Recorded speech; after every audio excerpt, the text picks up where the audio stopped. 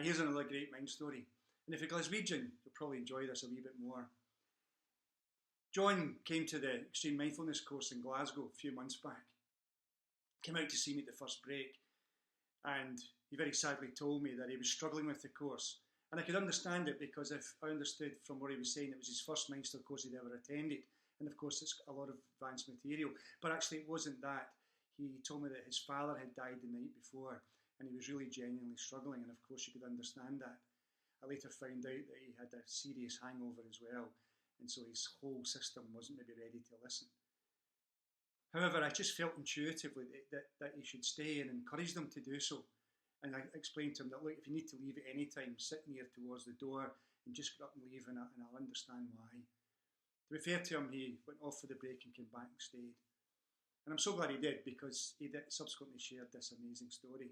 Apparently 20 years ago, John's brothers and sisters were right into MindStore. They were attending the courses and were using it, as he said, to do things in their life with. But he thought it was a lot of nonsense, and of course, being a youngster, he knew so much better than them. He then told me that he managed to get himself into the hospitality industry and worked his way in some of the most grubbiest places you can imagine, but gradually got himself into the kitchen and worked his way up till eventually he was working with Marco Pierre White in Mirabelle's in London. He was seriously inspired by the whole thing about working in kitchens, and took on that whole attitude you sense with some of them, a real go get it kind of thing, but maybe also a kind of angry, totally focused kind of person. He said it spilled over into his relationship. He had a beautiful partner and 2 young kids. And by year 2000, he was absolutely buzzing. And then he tells me that in 2001, he had a dreadful car accident. Reading between the lines, seems like someone possibly lost their life. It completely rocked him, and he then drifted into a state of despair. Before he knew where he was, he'd started moving around jobs, became really, really negative and down, and would moan at anybody who was willing to listen.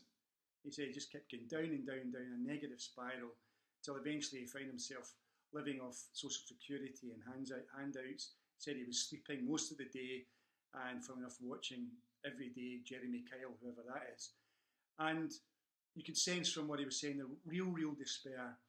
He had started to drink really heavily. He was smoking. His health was a mess. In fact, he said he had 2 vasospasms, which apparently are similar to real heart attacks. Indeed, they can kill. He told me his mother died at age 26. I know what it's like when your mum dies young, but his mother died at age 26 from a heart attack. His dad already had a triple bypass, living in Glasgow. Well, you know where that comes from, perhaps. And then he said that he realised at some point he had to do something, and then MindStore came back into his mind. He got in touch with his brother. His brother sent him a laptop, gave him the money to buy the book, and subsequently the money to come and do the course. And the first course that was available was Extreme MindStore, which of course was a big step forward, being an advanced program. And any of you who did it, you'll know what I'm talking about.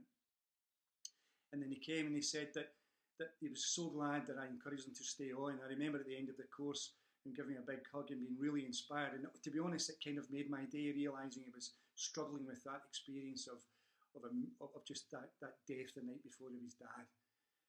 But he learned amazing tools, and he said later that he left almost crying with excitement. Said it's completely changed his life. He's now lost 27 pounds since January. Isn't that amazing?